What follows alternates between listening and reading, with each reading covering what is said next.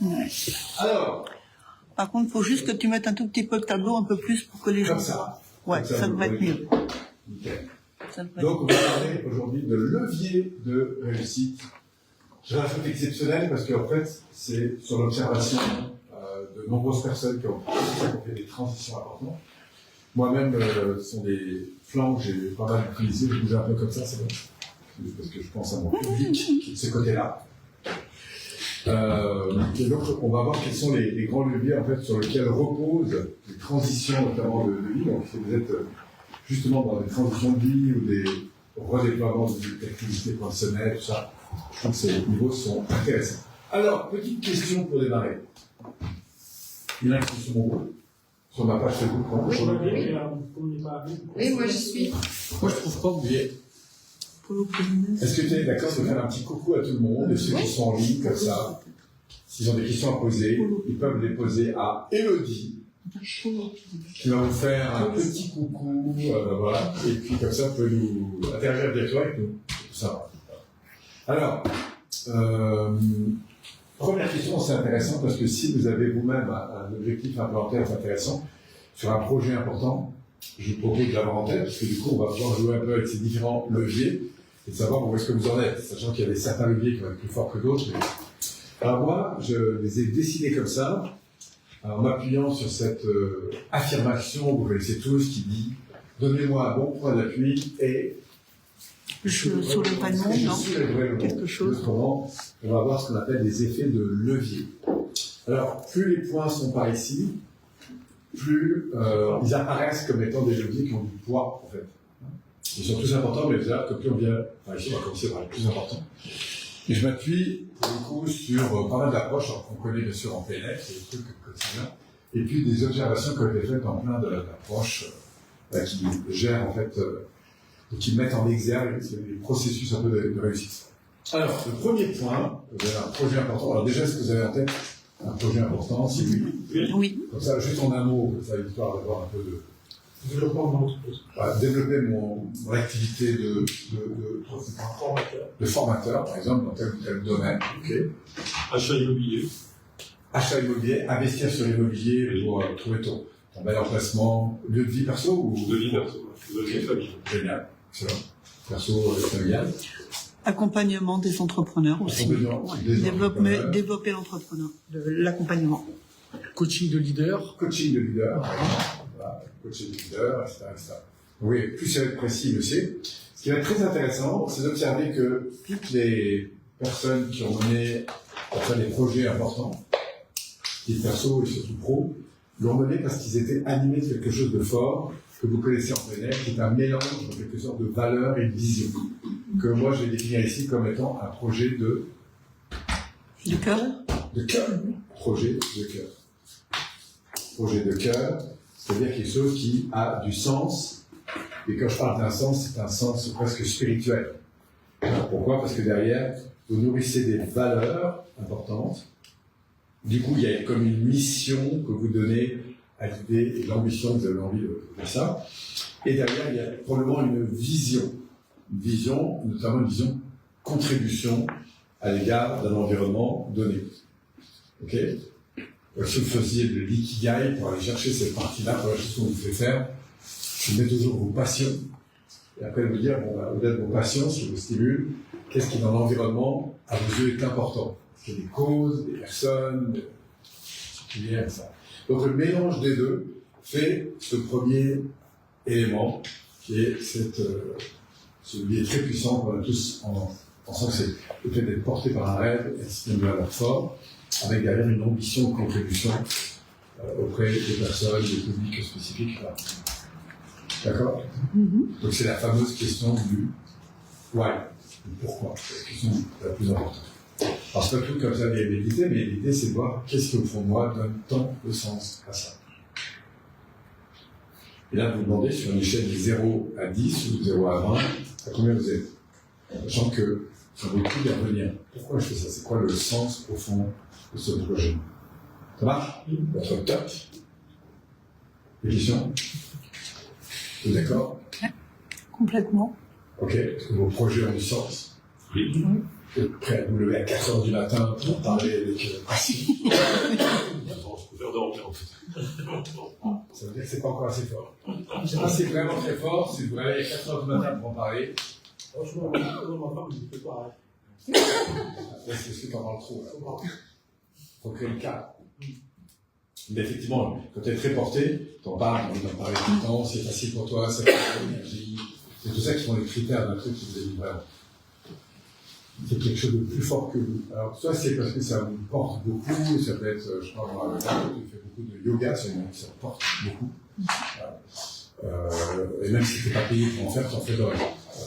À la limite, une des bonnes significations, c'est que vous le faites par tellement de plaisir que vous êtes parfois payé juste par le plaisir de le faire.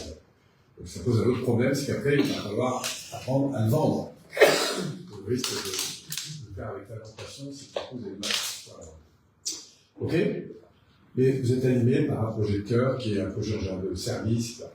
Et on s'aperçoit que dans un projet de faire en pro, il ne faut pas que ce soit l'argent qui nous mène. Il faut que ce soit le don. C'est ce que j'ai envie de donner qui anime dans mon cœur.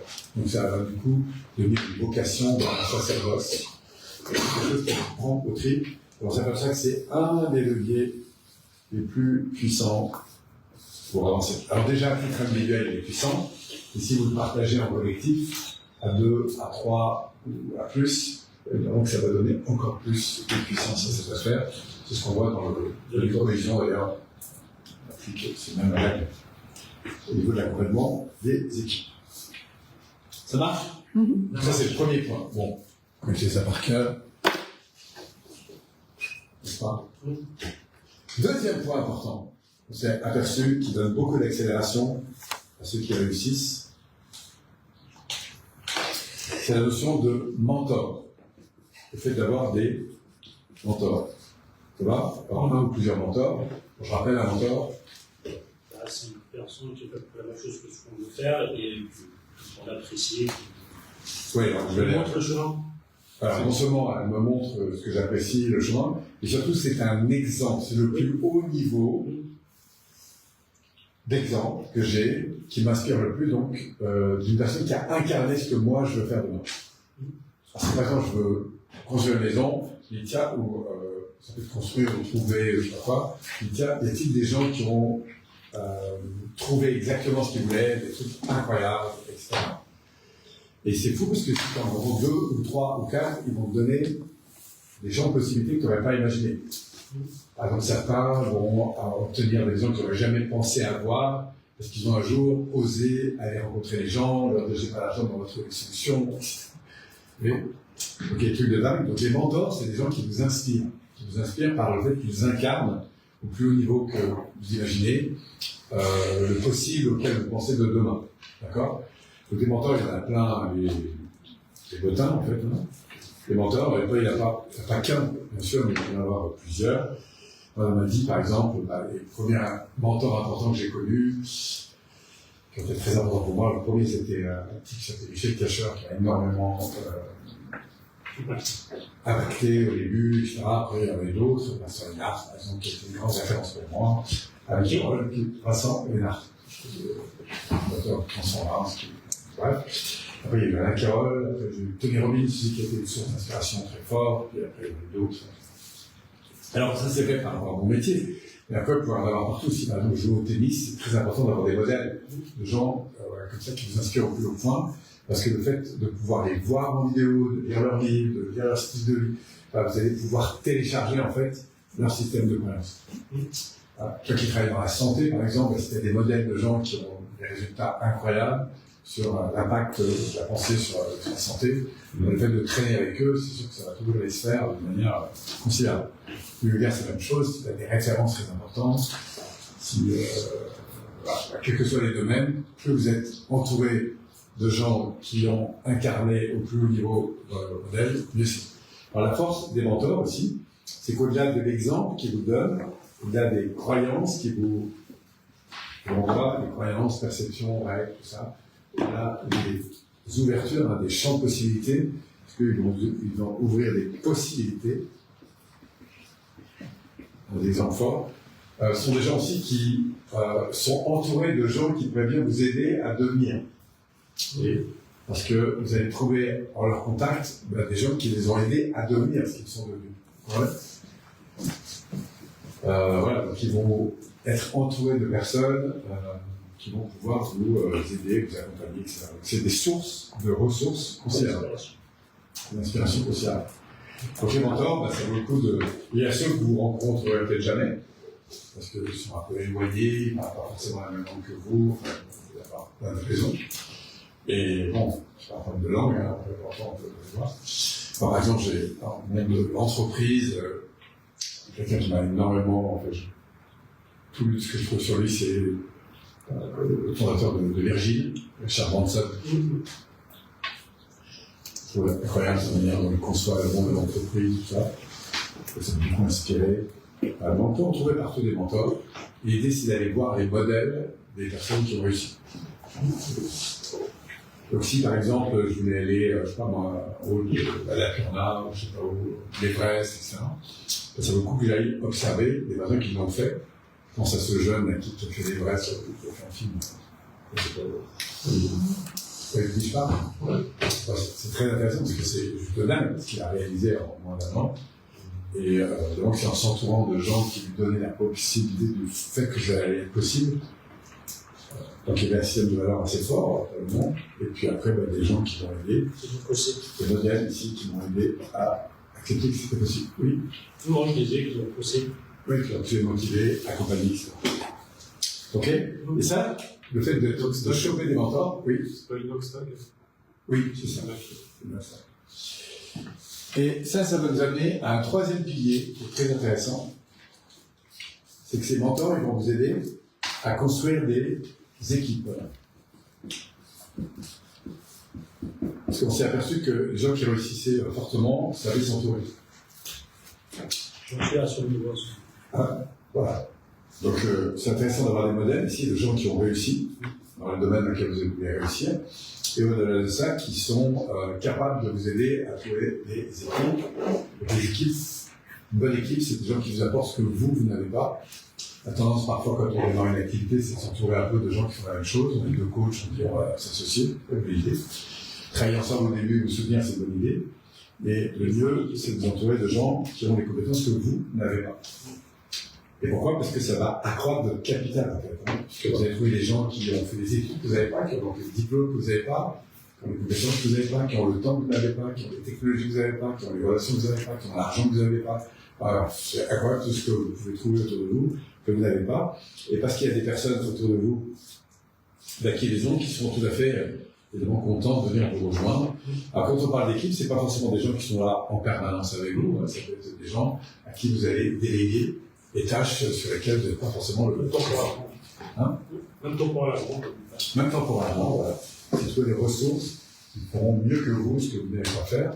La bonne nouvelle, c'est qu'il y a toujours quelqu'un qui adore faire ce que vous n'aimez pas faire. D'accord ? Il y a toujours des gens qui sont contents de ça. Voilà. C'est juste de savoir qu'ils existent. Alors vous avez l'impression que personne n'aime faire ce que vous n'allez pas faire, mais en réalité, il y a d'autres qui adorent faire ça. Donc une bonne équipe, c'est ceux qui vous apportent des ressources, des compétences, des savoir-faire, tout ce que vous voulez, des savoir s'entourer. C'est super important. Oui, c'est super important. Ça va déterminer très largement. Alors, on dirait que plus les gens sont complémentaires à vous, mieux c'est. Pour autant que ça fait gérer la relation dans les différences avec ces personnes. Et si maintenant vous ne vous retrouvez pas sur les valeurs, sur la vision, ça va vite poser des problèmes. Donc c'est intéressant d'avoir des gens qui ont un niveau d'expertise que vous n'avez pas, mais qui en plus partagent l'ambition qui sont là, ou qui sont animés par les mêmes choses. Alors bon, après c'est à prendre, voilà. Mais plus en tout cas ils sont animés par les mêmes choses, plus ça va être des moteurs importants. Ok, donc construire les équipes, c'est super important, parce que seul, on va partir plus vite. Mais ensemble, c'est sûr qu'on va non seulement plus vite, mais surtout beaucoup plus loin. Ok, on démultiplie, évidemment. Donc construire des équipes. Donc j'ai une vision forte, quelque chose qui m'anime, qui correspond vraiment dans mon histoire, qui je suis, etc. Plus je vais descendre dans la profondeur, du coup je vais trouver ma place. Après ça, je vais m'inspirer de gens qui ont déjà partiellement ou globalement accompli ce que moi je voulais faire. C'est très important de s'entourer là-dedans, que ce soit dans les masterminds, dans les trucs, dans les bouquins, dans les machins, dans les trucs, mais vraiment de vous nourrir des gens qui, à haut niveau, voilà. Et enfin, grâce à eux, parce que c'est surtout avec eux que vous allez trouver les meilleurs éléments pour avancer, parce qu'eux vont vous dire comment recruter ces personnes-là, etc., etc. Ok? Ça roule? Ok. Vous avez tout. Vous avez vos équipes? Ok. Tu arrivé au point des équipes, je sais que c'est important. Ouais. Parce que là, il faut que tu lâches l'opérationnel. Ah oui. Il continue à faire les choses, il est assez coincé, donc là, je vais te faire. il faut lâcher. Au début, il y a des tâches, il y a des tâches automatiques, mais il y a des tâches qui sont liées à ton talent premier. Puis après, on va lâcher, il n'y a rien. Après l'équipe, à votre avis, qu'est-ce qu'on va trouver? Très important. Moi, ça a été une source de conscience formidable. Ce sont les réseaux. Alors, dans les réseaux, on va trouver plusieurs types de réseaux.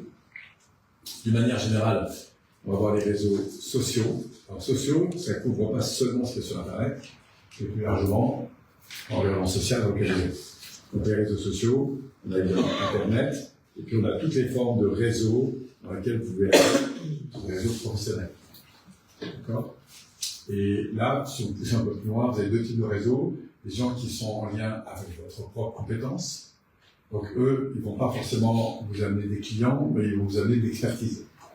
Si par exemple je suis coach, formateur, je suis dans un réseau de coachs et de formateurs, du coup, j'ai l'occasion d'apprendre, de voir comment le métier évolue, d'être à la page. Si je suis comptable par exemple, je suis dans un réseau de comptables. Si je suis musicien, un réseau de musiciens, et donc tout ça, ça va m'aider à grandir dans mon propre système de performance.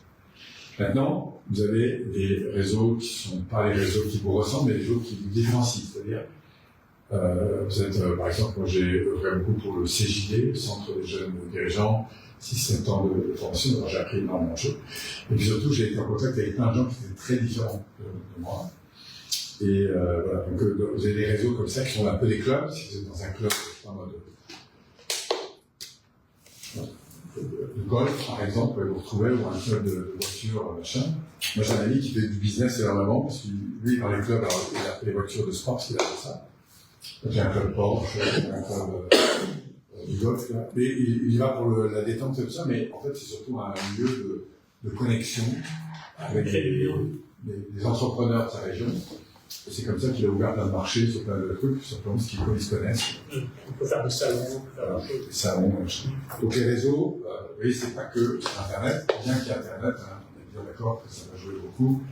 Les réseaux sociaux, c'est évidemment très important. Et apprendre à être présent sur les réseaux sociaux, encore plus.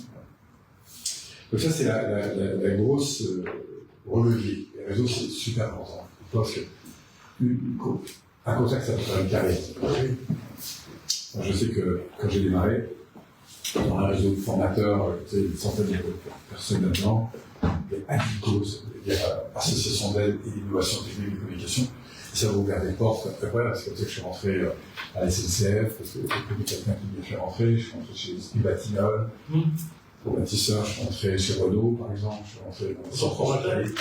Oui, je me suis retrouvé au Crédit Agricole de Lille. Toutes ces grosses entreprises, je ne serais jamais allé dans ces entreprises s'il n'y avait pas été dans un réseau avec la connexion des gens. Voilà, donc, et puis après, il y a les réseaux que vous allez constituer vous. Alors, soit vous êtes autour d'un système de réseau, par exemple, vous rentrez dans des réseaux, et du coup, vous rencontrez des gens qui disent la même chose, soit vous allez créer votre propre réseau, votre propre communauté. Donc là, on est dans des lois d'attraction, conversion, tout ça, développement.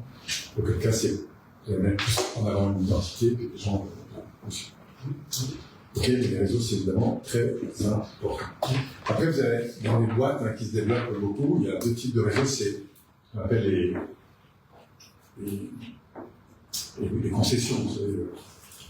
Vous avez une boutique comme ça, et puis maintenant vous avez vous avez ouvert un restaurant, par exemple, je peux vous dire, et vous allez ouvrir une chaîne de restaurants. Qu'est-ce qui va se passer? Vous allez ouvrir des Les franchises. franchises. Donc ça, c'est un deuxième levier de développement, mais qui a plusieurs bénéfices. Le premier, c'est que vous revendez plusieurs fois votre boîte. Et du coup, vous allez vendre en plus des services à l'ensemble de ces structures. Ça peut être par exemple la formation interne que vous allez vendre, ça peut être des outils technologiques que vous allez proposer à tout moment, ça peut être ça. Donc en gros, vous allez faire un chiffre d'affaires parce que vous revendez X fois la société, ce qui n'était pas rien. Vous allez faire un chiffre d'affaires parce que parfois vous allez prendre un pourcentage sur le chiffre d'affaires en question. Et trois, vous allez vendre des services qui vont en plus contribuer au développement de tout ça. Voilà, donc ça marche bien. La petite chose importante, c'est qu'il faut avoir du coup un bon service juridique. Parce qu'en gros, vous franchisez, vous aurez trois sortes de franchisés. Il y a ceux qui sont très contents d'être avec vous, ça va être super, ça va rouler tout seul. Il y a ceux qui ne vont pas du tout fonctionner, donc du coup ils vont se retourner contre vous pour dire que c'est un peu votre faute, c'est machin. Donc là il va falloir un peu de cadre juridique. Puis il y a ceux qui vont au contraire exploser, qui n'ont plus besoin de vous, qui vont chercher à se dissocier. Voilà, donc tout ça, ça fait en sorte qu'il faudra un bon réseau juridique. Et la clé, c'est que vous fassiez plus de recrutement que de... Voilà, parce que vous allez en perdre, vous allez en recruter. À chaque fois que vous en perdez, c'est pas grave, si vous en recrutez plus, et c'est comme ça que vous montez. Et je sais que les franchises, c'est juste énorme. C'est des multiplications. Alors vous avez des franchises à quelques centaines ou quelques milliers d'euros, et puis vous avez des franchises à quelques millions d'euros. Si vous allez chez, par exemple, je sais pas, chez McDonald's, vous achetez une franchise, alors vous allez juste avoir l'accès à une franchise, ça va vous prendre 3 ou 4 ans de formation, vous allez laisser 700 000 balles, mais vous savez que le marché est là. Voilà. Par contre, eux, qui vont se développer énormément, d'abord parce qu'ils vont prendre des espaces, donc ils ont un marché, un champ immobilier qui prend beaucoup de valeur, et puis voilà, ils multiplient. Donc ça, c'est des leviers de croissance qui sont énormes. La franchise. Alors après, vous avez d'autres formes de franchise, c'est l'affiliation, il y a plein de systèmes comme ça. Dans le métier de la formation, c'est des systèmes qu'on utilise parfois. C'est-à-dire qu'on dit, ah bah tiens, Polo, c'est un machin service qui va bien dans le cadre de ce que tu proposes, et puis j'avoue que je vais amener un client, moi je peux prendre une commission, un truc. Ok. Bon, ça c'est des solutions. Ça marche? D'accord, ça va bien des leviers, ça. Alors, c'est aussi intéressant, si vous êtes entrepreneur, parfois de se dire, tiens, quelles sont les franchises qui marchent bien, avec lesquelles je kiffe, en phase avec la vision que j'ai la mienne. Et moi, je dis, à éviter l'erreur, ça veut dire, ah, avec ça, je vais gagner du pognon. C'est juste que ça, gagner du pognon, ah, franchement, ça va pas être au top. Par contre, si le service que rend cette société vous anime, que la cause à laquelle elle répond, ça vous anime, parce que vous êtes porté par la dimension de votre produit ou de ce service, ça c'est beaucoup mieux. Un, vous allez gagner de l'argent, c'est sûr, mais deux, vous allez vous faire plaisir. D'ailleurs, c'est l'erreur des jeunes qui nous disent, j'ai une idée, mais pour gagner un peu d'argent. Oui. Après, commence et ils s'arrêtent parce que ça ne fonctionne pas. Oui. Parce que la motivation première est financière, et je ne sais pas laisser assez profond sur le sens profond, c'est clair, on le voit, que ça marche 2, 3 ans, puis après je fais autre chose. Après, tout ça est à voir avec un peu plus de finesse. Et puis le dernier modèle aussi qui est très important dans le monde, qui est probablement une des structures qui prend le plus d'expansion, qui offre les ascenseurs sociaux les plus rapides, c'est ce qu'on appelle le multi-level marketing, le MLM. MLM. C'est ce que c'est ça? Pas vraiment. Ben, c'est comme une franchise. Ça fonctionne comme une franchise, une maison mère. Et la maison mère ne vend pas le produit, elle me passe le produit pour l'acheter, vous devez passer par un distributeur. Donc un distributeur, c'est un triangle, on va faire comme ça. Voilà. Et lui, qu'est-ce qu'il fait? Pour un distributeur, il consomme le produit, déjà, parce que sinon ça ne marche pas. C'est pas le ensuite, il va le réseau. C'est le marketing de réseau, l'outil des bonnes marketing. Voilà. Et donc il va le vendre autour de soi. Et la bonne nouvelle, c'est que si, vous voyez, quand vous êtes franchisé, vous ne pouvez pas revendre la franchise. Mais quand vous êtes dans un multi-level marketing de réseau, en fait, vous pouvez avoir des clients, des consommateurs de votre produit, et parmi les clients, vous pouvez avoir des clients qui vont devenir des distributeurs. Donc vous êtes en train d'ouvrir une branche. Moi, j'ai une mauvaise idée sur le vendeur parce qu'ils essayent de ne pas te vendre un produit, mais qui t'amène, qui te demande de venir avec le client pour leur rendre un produit, mais le produit généralement n'existe pas. Alors ça, c'est des mauvais marketing de réseau. Tout, avec des bonnes entreprises, les entreprises sont moins bonnes. Oui. Voilà. Donc je ne vais pas trop m'étaler parce que c'est pas l'objet de ce soir, mais le marketing de réseau, c'est comme toutes les boîtes, il y en a des bonnes et des moins bonnes. Voilà. Et encore une fois, je conseille très fortement à quelqu'un qui veut rentrer dans un marketing de réseau, qui ne voit pas le business et qui voit le service. Si la qualité du service fonctionne, et la meilleure façon de savoir, c'est est-ce que vous-même, sans rentrer dans le marketing de réseau, vous êtes un consommateur de produits. Moi, j'ai été dans plusieurs marketing de réseau, je suis encore, c'est pas mon activité principale parce que c'est pas mon choix, en réalité, mais je suis dans le marketing de réseau de différentes formes. Celui qui m'a le plus aimé, que je ne fais plus aujourd'hui, donc je peux en parler d'autant plus dans le moment que je suis à l'heure, enfin, ça n'existe plus, et c'était de la qualité des espaces de vie. Donc on a amené souvent la nature au sein de l'habitat. Ça s'appelle Niken, N-I-E-K-N. Et en fait, s'occuper de l'air, la qualité de l'air, la qualité de l'eau, la qualité des nutriments, la qualité du sommeil. Voilà. Et vous avez des technologies. Et, si un jour vous venez chez moi, vous allez voir, il n'y a pas un gramme de poussière chez moi. Même ma femme de ménage, je me dis, 3 semaines que je ne suis pas venu, il n'y a pas un gramme de poussière. Parce que l'air est extrêmement filtré. Voilà, même chose au niveau de l'eau. J'ai des systèmes d'eau qui offrent les autres. Voilà. Parce que je suis attaché à ça, je dors dans un environnement qui est. Bref. Et j'aime ça. Voilà. Et j'aurais pris ça même si je n'étais jamais rentré. Mais comme ça m'a plu à l'époque, du coup, non seulement ça m'a plu, mais j'en ai parlé à mes voisins. Et à l'époque, je comptais jusqu'à une centaine de distributeurs actifs. Donc ça m'a dominé mon revenu assez facilement. Voilà. Après, j'ai d'autres systèmes, donc aujourd'hui, auxquels je suis. Des centaines de distributeurs. Bon, moi, je ne mets pas d'énergie là-dedans, c'est pas mon choix. Mais c'est vu le business que ça pourrait représenter. Si c'était animé de mon cœur, c'est sûr que. Voilà, mais comme j'ai autre chose qui m'anime plus, je ne le mets pas, mais très peu. Et voilà. Donc, ça, c'est des très très bons systèmes. Vous avez autour de tout, ça peut être des consommations de crèmes, de produits, toutes sortes. Et l'avantage des MLM corrects, c'est qu'en général, vous avez un très bon produit.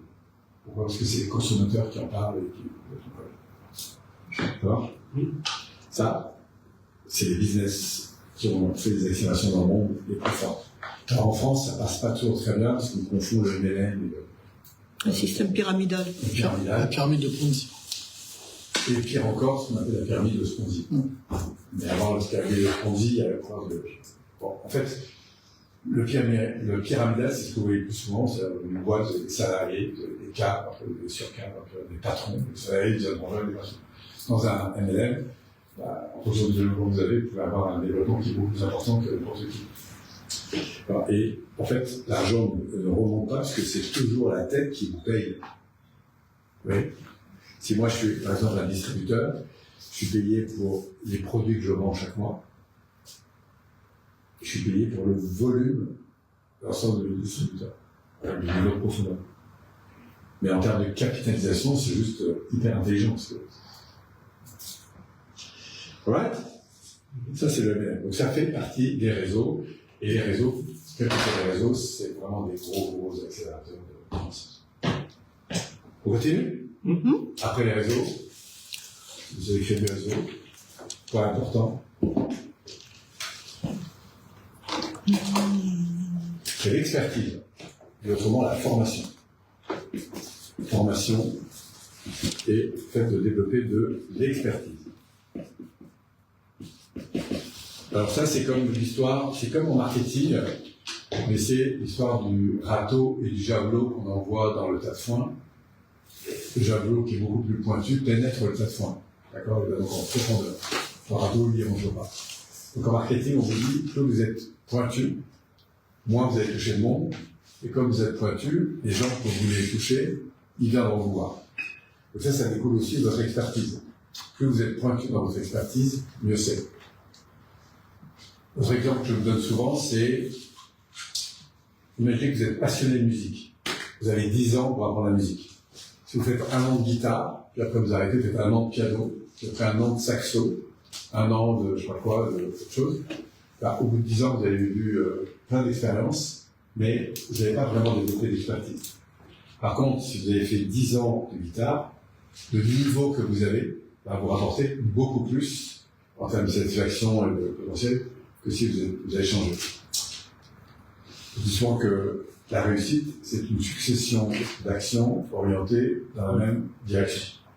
Donc l'expertise, c'est la même chose, c'est-à-dire que si vous êtes pointu, plus vous êtes pointu dans un domaine, plus évidemment vous devrez chercher pour ça. Alors, par exemple, je m'en suis rendu compte dans ma carrière, j'ai fait l'école de PNL, disons, j'ai commencé à dans l'image, j'ai fait toute la peine, puis après quand j'ai développé Collision International, je me suis mis à faire plein de séminaires, à faire plein de trucs, etc. Et la PNL est passée un peu en arrière. Là, vous savez ce qui s'est passé, mon chiffre d'affaires, c'est écroulé. Pourquoi, vous savez? Parce qu'on ne sait plus auquel de quoi m'accrocher. Donc le fait que j'ai remis en avant mon expertise, du coup, si les gens recherchent de la PNL, ils font le tour en France, je ne suis pas tout seul, mais... Oui, il y a un gros gap. Pardon? Il y a un gros gap. Il y a un gros, comment dire, oui. Il y a un gros volume, une grosse connaissance. Et vous êtes expert, vous êtes très pointu dans un domaine. Si moi je recherche, je sais pas moi, du conseil juridique, par exemple, sur tel ou tel aspect, si vous êtes très pointu, je vais vous payer plus cher. Mais je sais que là-dessus, j'ai besoin de, je vais vous chercher pour cette expertise. Si j'adore venir vous coiffer, parce que c'est un minute de le faire, je vais vous voir pour ça. Okay. Donc votre expertise, elle définit. Donc l'idée, c'est de développer l'expertise, et ce, à tous les niveaux. C'est-à-dire que celui qui va s'occuper de votre juridique, donc soit pointu, celui qui va s'occuper de votre commercial, donc soit pointu, celui qui va faire du marketing, donc soit pointu. Donc ça veut dire qu'on est tous en formation, on est tous en progression. Mais la meilleure progression, c'est l'axe sur lequel vous vous sentez le plus pointu. Et développer votre expertise. Là, par exemple, on voit dans le développement personnel, au début, c'est intéressant d'aller s'ouvrir à différentes choses. On va faire du corporel, on va faire de l'émotionnel, on va faire de je sais pas quoi, mais au bout d'un moment qu'on a fait le tour, dès que vous commencez à trouver bonne voie, moi je vous invite.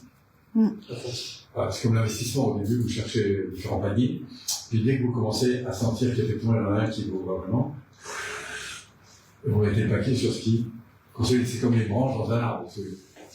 Dans le business, nous qui sommes entrepreneurs, on a tendance à ouvrir les boucles. Peut-être on va ouvrir des projets, c'est comme des branches qui poussent dans un arbre.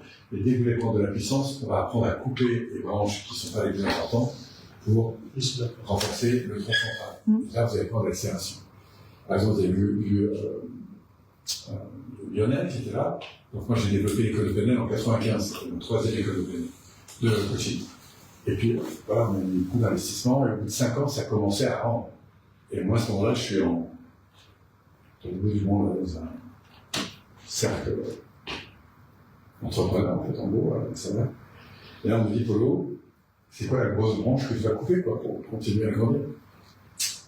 Et au bout d'un moment, ça me paraît important, et sur le coup, je dis, je ne vais pas faire ça.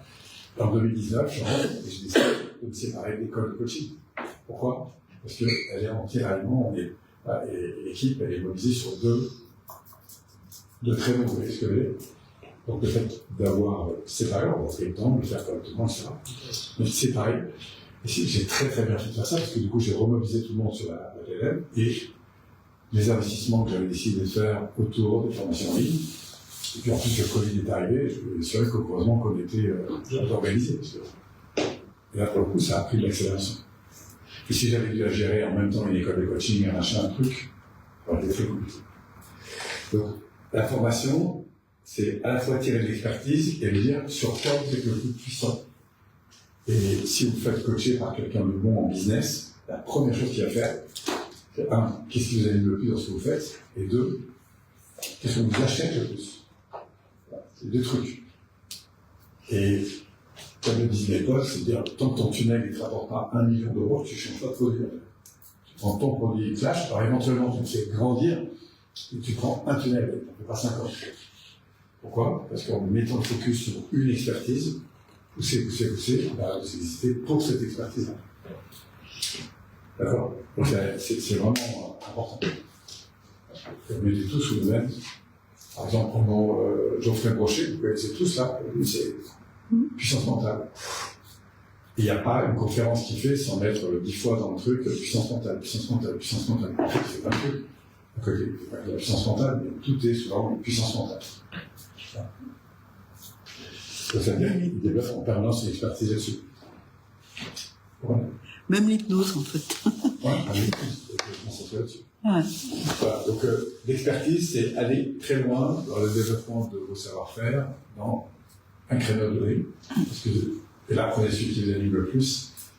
Donc, il y a tout là-dessus. Moi, je vous conseille ça. Ça marche? Yes. Après, la formation. Donc, la formation, c'est les savoir-faire, les connaissances, les sensibilités. Et après, je peux vous dire, ça va exploser dans les mois qui arrivent et les années qui arrivent. C'est l'automatisation. Et autrement, c'est la robotisation. Ah oui. C'est l'IA. Alors, l'IA, évidemment, joue beaucoup. Pas que, en fait. L'IA, no code, tous ces trucs. La robotisation, c'est l'automatisation. Vous avez de plus en plus aujourd'hui de robots, hein, d'outils qui permettent de gagner du temps, de l'énergie, etc.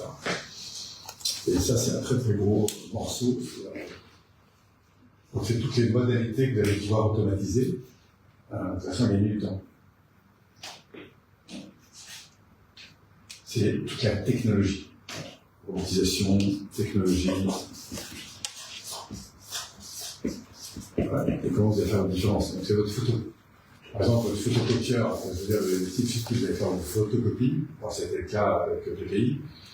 On avait un type qui, ça fait des années, qui faisait ça. On avait travaillé chez lui. Donc, au bout d'un moment, c'était long. Voilà. Alors, tant que j'avais pas 20% des chambres, je soutenais le gars parce qu'il était un peu en fin de carrière. Mais au bout d'un moment où on avait trop d'écart entre d'autres sociétés qui avaient des technologies beaucoup plus avancées, où je pouvais commander moins de volume, en couleur, livrer à temps et en heure beaucoup plus rapidement. Donc, là, grâce à quoi? À de la technologie. Donc, au bout d'un moment, je ne peux plus continuer avec un ancien s'il n'y a pas la technologie qui suit. Dès que vous allez prendre de la croissance, vous allez devoir augmenter votre technologie. Donc, ça veut dire que ce soit sur votre robotisation interne, ça veut dire les automatisations, les outils que vous utilisez, etc. Mais ça va être évidemment super important. Et avec l'arrivée d'IA, je ne dis pas à la vitesse à laquelle ça progresse. Vous travaillez tous avec l'IA? Oui. Il y a ChatGPT payant. Il l'a pas. J'ai passé entre le payant et le non payant. Il y a ChatGPT, il y a Gemini, il y a Si aujourd'hui vous n'avez pas encore investi sur Redactat l'IA, aussi pour faire des je posts. sais que vous avez besoin de vous sensibiliser un peu plus. Alors après, c'est évidemment. Redactat, je ne sais pas tout. Mais l'IA, ça vous donne un temps de là. Les quatre L'IA, c'est rien du tout. Hein. Le reste, voilà, c'est tellement important. Moi, je m'y intéresse beaucoup depuis janvier. pour les services qui Moi, je suis par le webinaire sur le sujet. Et franchement. je pense que c'est un droit de président. Pourtant, j'ai créé une boîte. Alors, moins d'erreurs, il y a plus de On fait reprises, que de ça. plus On a d'analyse. des automatisations. Non, À un moment donné, on n'aura pas le choix. Hein? À un moment donné, on n'aura pas le c'est choix. pas ça. Ouais, on a déjà pas le choix. Oui, et puis t'as des Si tu l'as pas, tu ne prends ils pas. travaillent dessus, je ils peux pas le voir. travaillent avec Aaron, ils travaillent avec Aaron, ils travaillent avec Aaron. Voilà, donc tout ça, ça me manque. C'est de la technologie, très important. Parce que ça fait gagner maintenant. Mais écoute, moi je trouve pas, je le paye tous les mois. J'achète faire une C'est $20. soirée là-dessus, là. Et, franchement, Le titre, 6 000 étudiants, il a. C'est combien de personnes pour gérer 6 000 étudiants? Ils sont 4. Et c'est qu'il est en plus en En informatique. ouais, non, là, il est Calliope, quoi. C'est pas une boîte à l'étranger. Il gère 6 000 étudiants, ils sont 4 pour gérer l'automatisation. Alors après, quand on fait très loin sur l'automatisation, c'est comme la fin des années 30. Hein, vous savez, on a eu le Taylorisme, l'automatisation extrême. Et ça fait partie des balanciers. Maintenant, on revient à l'automatisation. Alors, on va s'apercevoir que derrière l'automatisation, il faudra de l'humain. Il faudra des humains. Donc, il nous faut de l'intelligence émotionnelle, voire relationnelle. Là, les 4 personnes, ça veut dire qu'elles sont très compétentes dans leur domaine. Oui, Quand j'ai assigné l'étudiant, parce qu'il y a des systèmes d'automatisation qui sont très balancés. c'est le problème après, il faut les gérer. Bon, bref, en tout cas, toujours est-il que la technologie va faire une énorme différence. C'est ça. La plupart des grands leaders américains, ils comptent sur 3 trucs. Ça, c'est le réseau et la technologie. C'est 3 trucs qui font la plus grosse différence dans les boîtes. Comme un peu, par exemple, ici, il y a une vision très très forte. Bien sûr, il y a des mentors, tout ça, mais il y a un effet de réseau qui est très puissant, et puis la technologie qui est très bonne. Cool. Là, on va travailler le dernier. Est-ce que tu restes cette journée là-dessus, s'il vous plaît? Le culot. Ah, c'est osé. Oser. Prendre des risques. Oser.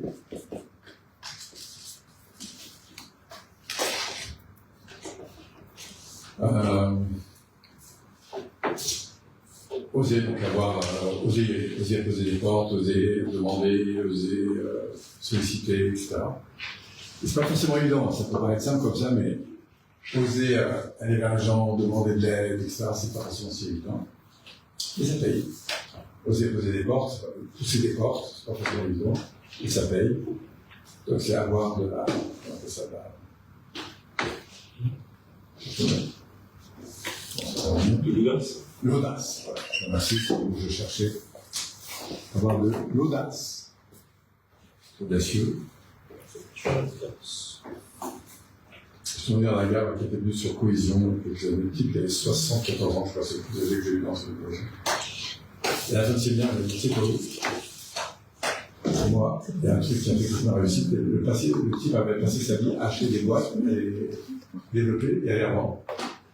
Il dit, pour moi, la réussite, je l'attribue à 75% de culot. Tout le reste, c'est mieux après. Mais oser y aller. Oh oui, bien sûr. C'est une expertise. Ouais. Bref, en tout cas, avoir du culot, oser demander. C'est important. Parce que ça... Alors après, il y a un gros levier là, c'est vous en tant qu'individu, ici, et c'est surtout l'énergie dans laquelle vous êtes. Voilà. Donc là, si vous connaissez les diagrammes, si vous connaissez les approches de développement personnel, vous allez voir que l'état dans lequel vous êtes, dans votre rapport à l'environnement, joue beaucoup. Système de balance, tout ça. Merci. Ok. Donc quand vous êtes en bas, vous découvre, vous êtes dans des zones d'insécurité, ici, intérieur. Donc, qu'est-ce qui va se passer quand vous êtes en insécurité? C'est que d'un côté, quand les choses vont bien se passer autour de vous, vous allez être porté par un enthousiasme dingue. Et quand les choses vont mal se passer, bah, vous allez sentir... donc ça crée des effets émotionnels qui sont très forts. Si vous montez un peu plus haut, vous avez la même chose, mais c'est moins fort. Oui. Donc les jugements de valeur sont moins forts. Plus, moins, plus, c'est joué. Alors si vous êtes beaucoup en plus, en bas, vous allez attirer du moins. Parce que comme vous êtes en plus, vous gagnez, vous êtes content de gagner, c'est l'ego qui va prendre le dessus, plutôt vous fuir. Soit vous pleurez dans votre coin, et là, tout le monde va bien vous sauver, mais en mode sauveteur.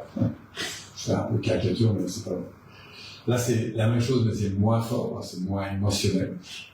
Et quand vous montez vers des niveaux qui sont les plus élevés, en fait, vous êtes dans du plus, en fait, ici. En ce sens que les choses soient positives ou négatives, en fait, elles sont vécues de manière plus. Alors, vous êtes beaucoup plus serein, plus relâché, ça se passe bien, c'est chouette, ça se passe pas bien, c'est pas grave, vous allez construire avec. Du coup, vous êtes plus apaisé. Quand vous êtes plus apaisé, vous ne générez pas la même réaction. Donc ça, c'est vraiment ce que j'appelle le phénomène vibratoire, pour le faire un peu simple. C'est pour ça que je déconseille aux gens d'être dans l'insécurité intérieure, soit la pression économique ou quoi que ce soit, parce que si vous n'êtes pas bien, bah, du coup, c'est la personne qui va tout prix rencontrer quelqu'un. Et s'il y a un manque interne, bah, il faut le faire fuir tout le monde. Et ça marche autant sur le plan affectif que sur le plan professionnel. Si moi je fais à tout prix besoin de bosser avec vous, bah, vous allez sentir mon insécurité. Et du coup, ça, psychologiquement, vous allez récupérer une autre chose. Si vous êtes plus serein, plus relâché, du coup, c'est facile. Ok?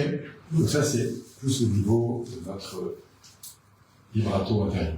C'est comme le vendeur qui va absolument vendre, Voilà. qui est dans l'insécurité, Et donc ça va se ressentir. Alors par exemple, quand il est serein, ils vont avec plus de tranquillité, parce que voilà, il prend la Si sécurité. tu prends, c'est chouette. Si tu prends pas, c'est chouette aussi, puisque c'est adapté à tourner. Du coup, je suis beaucoup plus relâché, à la fois pour faire mon offre, et puis en même temps, pour t'accueillir dans la situation qui est.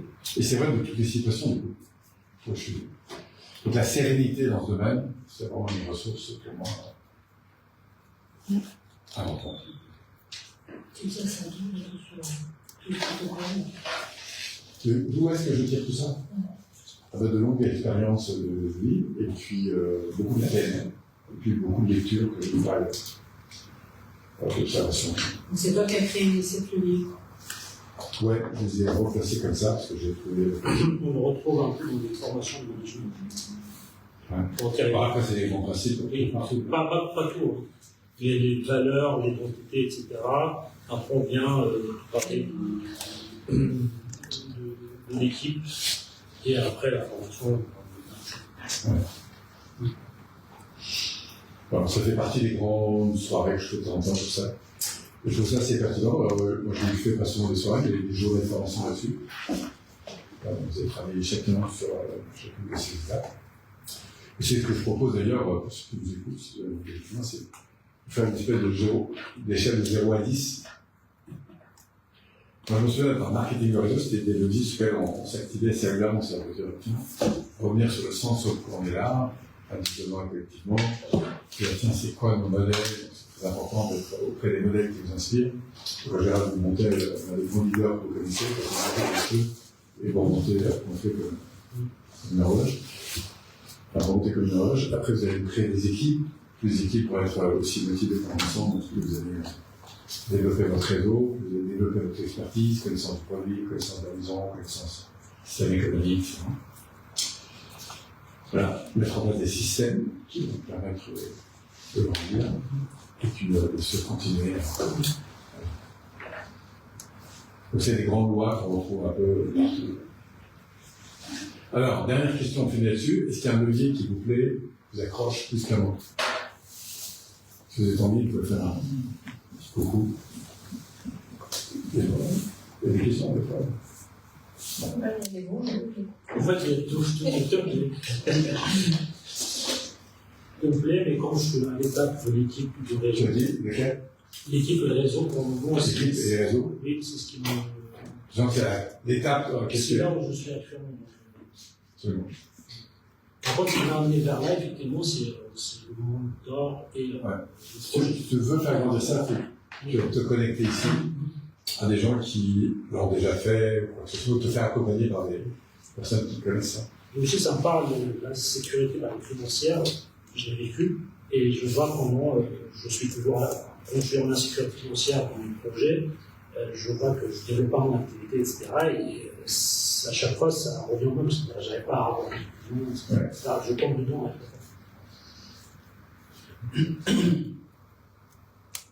Effectivement, quand tu t'en fous, après tu dis c'est bien, ça ne vient pas, tu développes ton activité.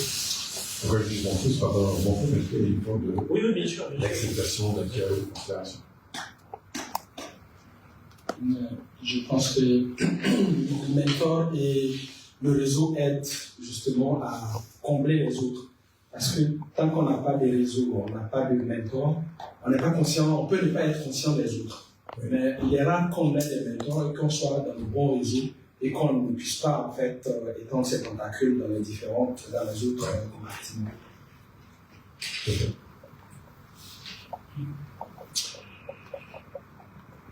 Donc le mentor, c'est vraiment des sources d'inspiration, pour grandir, qui te donnent des clés ici. Le mentor, il montre ce que tu veux faire, il l'a déjà fait, donc je peux faire. Le mentor, il montre ce que tu veux faire, il l'a déjà fait, donc c'est possible. Tu as la capacité de le faire aussi.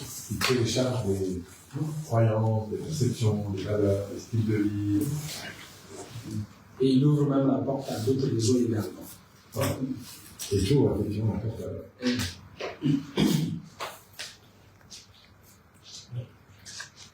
Donc, en synthèse, si vous êtes porté par un projet, moi j'invite tout de suite à aller identifier des gens qui ont réussi dans le domaine. Par exemple, toi tu parlais d'aller investir ou trouver un truc.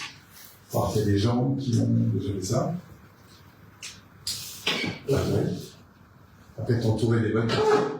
eux, ils vont te dire de qui t'entourer. Comment ils ont fait ça, comment ils ont fait leur choix immobilier, etc. Ils vont te voir les réseaux dans lesquels tu vas aller traîner pour trouver ces ressources. Continuer à affiner ce que tu veux vraiment. C'est quoi ta maison idéale, comment tu vas dessiner, le machin, tout. Et puis après, utiliser les technologies qui sont sur Internet pour te rapprocher de ça. Ça va le faire. Mais ceux qui savent vendre des maisons et qui savent accompagner les gens vers ce type de réalisation, ils vont donner énormément d'infos. Je pense à une personne. Alors, une fois que tu en as une, après tu peux lui demander, tiens, toi, si tu avais ce projet à réaliser, tu irais voir qui? Comme ça, tu vas monter une série, puis après tu vas trouver un peu les 2 ou 3 personnes qui te correspondent le plus, et alors ça trouve des portes incroyables. La mentorisation, c'est vraiment puissant. Moi, je sais que depuis des années, je suis dans des cercles comme ça, et tu vois, après qui je vais chercher de l'inspiration, parce que je sais que c'est des modèles de développement qui m'inspirent, je sais qu'avec eux, je vais trouver autour d'eux les ressources que j'imaginais même pas qui existent. Et ça va faire vivre des types.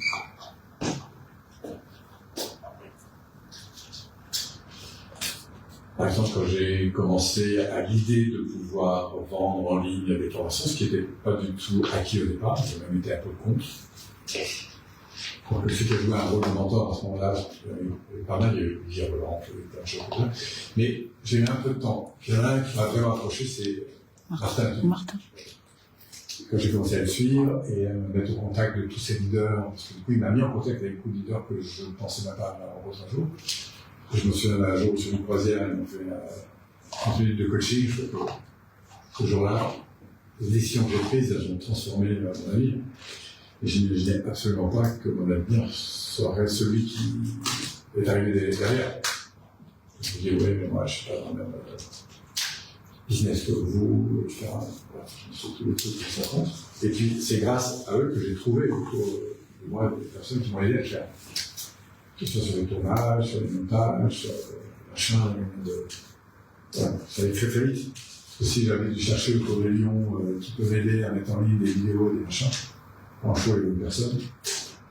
Donc là, je suis allé leur demander, je dis, si j'avais contre ça, tu allais voir qui? Donc j'en avais plein autour de gens qui savaient faire ça.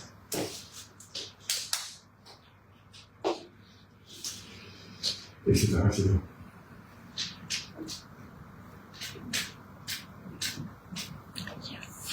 Donc le seul fait d'aller à la rencontre des gens qui se sont rapprochés de vos rêves, pour moi c'est puissant. Soit j'arrive à les connecter, soit je lis par livre, soit je vais dans un séminaire, soit je ne sais pas quoi. Je rencontre le soir. J'étais avec eux. Voilà. C'est bon? Vous avez vu? Très bien. Ouais.